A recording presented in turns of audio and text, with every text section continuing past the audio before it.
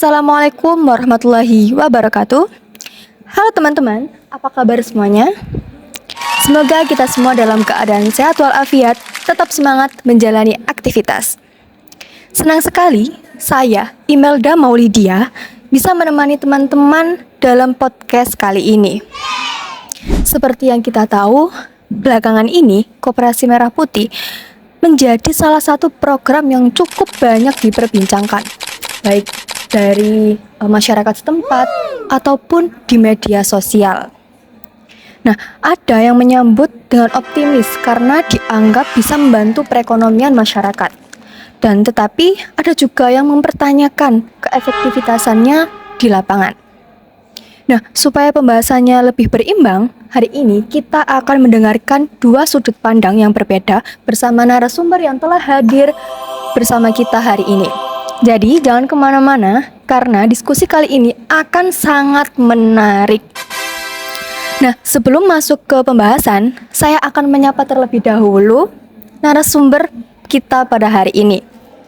Nah, yang pertama ada Kak Ingrid yang akan melihat Koperasi Merah Putih dari sisi peluang dan manfaat yang bisa diberikan kepada masyarakat. Halo Kak Ingrid. Bye-bye. Nah, yang kedua ada Kak Ica yang akan membantu kita melihat berbagai tantangan serta realitas yang terjadi di lapangan. Halo Kak Ica. Bye-bye. Terima kasih kepada Kak Ingrid dan Kak Ica yang sudah bersedia hadir dalam podcast kali ini. Baik, tanpa berlama-lama, kita akan langsung masuk ke pembahasan yang pertama mengenai alasan pemerintah membentuk Koperasi Merah Putih. Nah, sebelum kita membahas lebih jauh tentang pro dan kontra dari program ini, mungkin ada baiknya kita memahami terlebih dahulu latar belakang kemunculan dari Koperasi Merah Putih ini. Pemerintah menyebut program ini sebagai salah satu upaya untuk memperkuat ekonomi masyarakat, khususnya di tingkat desa dan di tingkat kelurahan. Namun, tentu saja setiap harapan sekaligus ada yang namanya tantangan dalam pelaksanaannya. Nah, untuk membuka diskusi kita hari ini, saya ingin bertanya kepada narasumber yang pertama, yaitu Kak Ingrid. Nah, Kak Ingrid, kalau kita melihat kondisi saat ini, masih banyak UMKM yang kesulitan mengakses permodalan, petani yang menghadapi ketidakstabilan hasil panen, hingga masyarakat yang terjebak pinjaman online. Nah, menurut Kak Ingrid, apakah Koperasi Merah Putih ini memang hadir sebagai solusi untuk menjawab persoalan atau bagaimana? Ya, itu merupakan salah satu alasannya berdirinya Koperasi Merah Putih ini. Karena pemerintah melihat masyarakat desa itu suka berdiri sendiri-sendiri. Seperti petani langsung menjual hasil panennya sendiri, terus pedagang juga menjualnya sendiri. Jadi tawar-menawar itu menjadi lemah. Dan pemerintah membuat koperasi ini agar lebih mudah, kayak meminjam uang, terus juga lebih pemasarannya lebih terstruktur dan masyarakat tidak bergantung pada pinjaman online yang berbunga tinggi. Itu juga salah satunya. Nah, menarik sekali. Jadi secara konsep koperasi ini diharapkan menjadi wadah yang mampu memperkuat posisi ekonomi masyarakat. Tetapi masyarakat sering mendengar janji seperti itu. Dari dulu koperasi disebut soko guru ekonomi, tapi banyak koperasi yang justru tidak berjalan. Apa yang membuat pemerintah yakin program ini akan berbeda? Karena kali ini tuh pemerintah ingin program Koperasi Merah Putih langsung terhubung ke program pemberdayaan masyarakat dan semoga pendampingannya itu lebih terstruktur. Setidaknya itu harapannya pemerintah ya. Nah, baik. Sangat berkesan ya, bagus sekali. Nah, selanjutnya saya ingin juga mendengar dan mengajak kepada narasumber yang kedua, yaitu Kak Ica dari sudut pandang yang berbeda. Nah, selanjutnya Kak Ica, jika melihat kondisi yang ada di lapangan saat ini, apakah pembentukan koperasi baru menjadi kebutuhan utama masyarakat? Atau justru ada persoalan lain yang seharusnya lebih dulu dibenahi oleh pemerintah gitu? Jadi begini, belum tentu ya. Masalah utama masyarakat itu bukan cuma soal tentang ada atau tidak adanya koperasi. Banyak desa yang sebenarnya itu sudah terdapat koperasi, namun koperasinya itu tidak aktif. Jadi ada yang pengurusnya itu tidak kompeten, bahkan ada sebagian masyarakat itu sudah tidak percaya karena adanya terjadi masalah keuangan dalam koperasi tersebut. Jadi gini, lalu pertanyaan saya adalah kenapa harus membuat koperasi yang baru apabila koperasi yang kemarin saja tidak sehat? Itu pertanyaan saya. Nah, ini menarik. Jangan-jangan yang dikejar hanya angka pembentukan koperasi, bukan fokus programnya. Jadi baik, karena itulah yang dikhawatirkan oleh sebagian masyarakat ya Kak. Kalau orientasinya hanya mengejar target berapa koperasi yang didirikan, maka yang muncul itu hanya akan papan namanya saja. Padahal yang dibutuhkan yang sebenarnya itu adalah masyarakat yang bukan peresmiannya, tapi masyarakat itu membutuhkan manfaat dari koperasi tersebut. Gitu. Berarti ada kemungkinan program ini bagus di atas kertas, tapi belum tentu bagus dalam pelaksanaannya. Betul sekali. Karena masalah terbesar seringkali bukan membuat program tersebut, melainkan menjaga program tersebut agar tetap hidup setelah diresmikan. Begitu, Kak. Baik, dari dua pandangan yang sudah kita dengarkan ini terlihat bahwa Koperasi Merah Putih memiliki tujuan yang baik, tetapi juga menyimpan sejumlah tantangan yang sangat sulit diatasi dalam pelaksanaannya, seperti itu ya.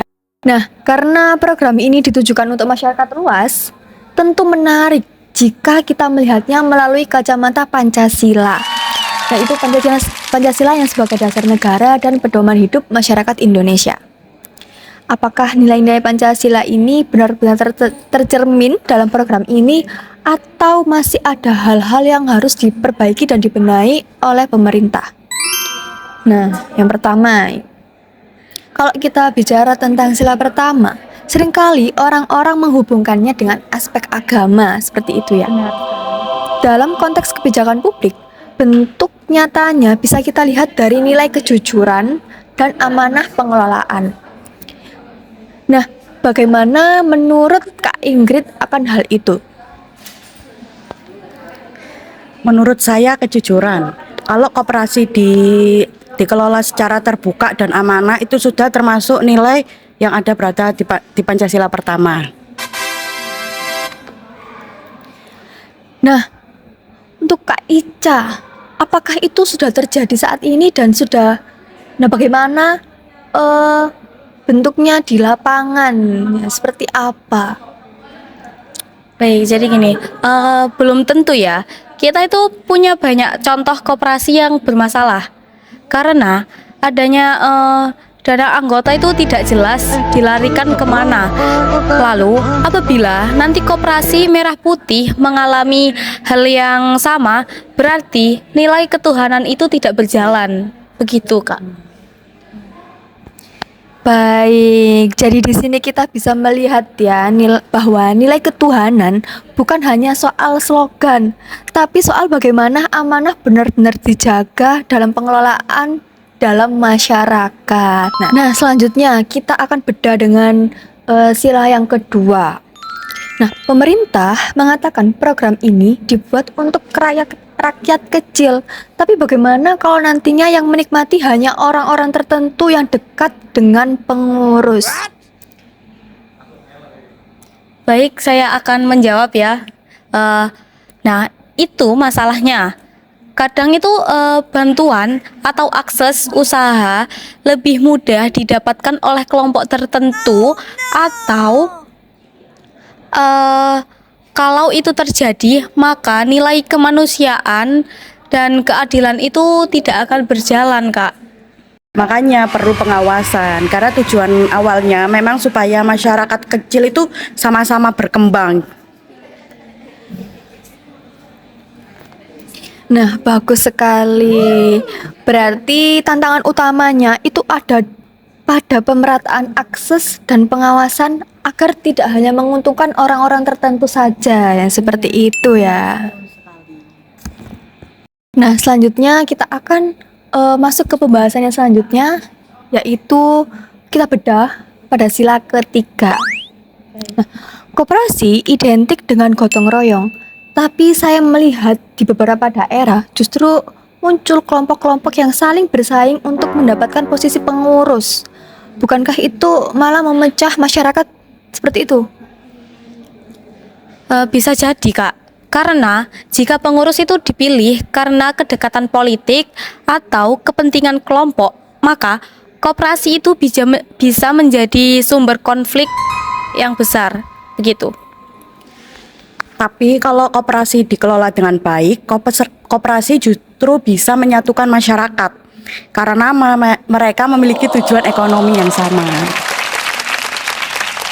Baik, jadi koperasi itu bisa menjadi alat pemersatu, tapi juga bisa menjadi sumber konflik kalau tidak dikelola dengan baik. Nah, seperti itu. Nah, selanjutnya, ini yang keempat ya, kita akan membedah pada sila keempat. Pertanyaannya, apakah masyarakat benar-benar dilibatkan dalam pembentukan koperasi atau hanya menerima keputusan langsung dari atasan? Seperti itu. Jadi itu kritik yang sering muncul ya. Di beberapa tempat itu masyarakat merasa program dari atasan mereka mengikuti karena adanya instruksi, Kak. Bukan karena kebutuhan yang lahir dari bawah. Karena kalau seperti itu, semangat musyawarah yang terkandung dalam sila keempat menjadi dipertanyakan. Nah, jadi bisa saja ya koperasi ini dibentuk untuk masyarakat tetapi tanpa mendengarkan masyarakat. Seperti itu. Ya, dan itu adalah sangat ironis sekali, Kak. Maka dari itu, pemerintah itu harus memastikan masyarakat terlibat dari awal, bukan hanya pada saat peresmian aja. Nah, artinya musyawarah harus dilakukan ya, bukan hanya formalitas, tapi harus benar-benar menjadi dasar dalam setiap keputusan yang akan diambil oleh pemerintah untuk masyarakatnya. Seperti itu. Nah, selanjutnya kita akan bedah ke sila yang kelima, sila yang paling penting dalam pembahasan ini. Nah, pertanyaannya, masyarakat sebenarnya tidak melihat berapa banyak koperasi yang dibentuk, tapi apakah hidup mereka menjadi lebih baik atau tidak? Seperti itu.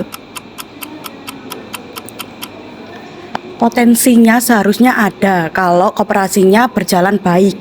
Masyarakat bisa menjadikan koperasi itu sebagai akses modal, lapangan kerja, dan peningkatan pendapatan. Tetapi ukurannya itu juga harus dijaga, Kak. Apabila 5 tahun lagi petani itu masih menjual hasil panennya dengan harga yang murah, maka UMKM masih kesulitan berkembang. Dan masyarakat itu masih terjerat hutang. Berarti tujuan dari keadilan sosial belum tercapai meskipun koperasi ini tetap bertumbuh. Gitu. Nah, jadi bisa disimpulkan keadilan sosial ini bukan soal jumlah program, tapi dampak yang nyata yang harus dirasakan oleh masyarakat itu seperti apa, begitu. Nah, menarik sekali dari diskusi kita hari ini, kita bisa melihat bahwa Koperasi Merah Putih sebenarnya bukan kebijakan yang buruk. Justru secara tujuan itu programnya sangat dekat dengan nilai-nilai Pancasila. Tetapi persoalannya bukan pada niat, melainkan pada pelaksanaan di lapangan. Nah, karena masyarakat tidak membutuhkan program yang hanya diresmikan dan diumumkan, tetapi program yang benar-benar nyata, benar-benar hidup dan benar-benar ada manfaatnya seperti itu. Dan pada akhirnya kita kembali pada pertanyaan yang pertama kali. Nah, pada akhirnya kita kembali kepada pertanyaan yang utama, apakah Koperasi Merah Putih akan menjadi solusi nyata bagi ekonomi rakyat atau hanya sekedar program yang terlihat baik di awal tetapi perlahan dilupakan. Nah, itu semua akan kita tentukan oleh pelaksanaan dan kontensiasi di lapangan. Nah, terima kasih kepada narasumber kita hari ini yang sangat luar biasa. Terima kasih kepada Kak Ingrid dan Kak Ica atas diskusinya, dan terima kasih untuk teman-teman yang sudah mendengarkan podcast hari ini. Saya Imelda Maulidia, pamit undur diri. Sampai jumpa di podcast selanjutnya.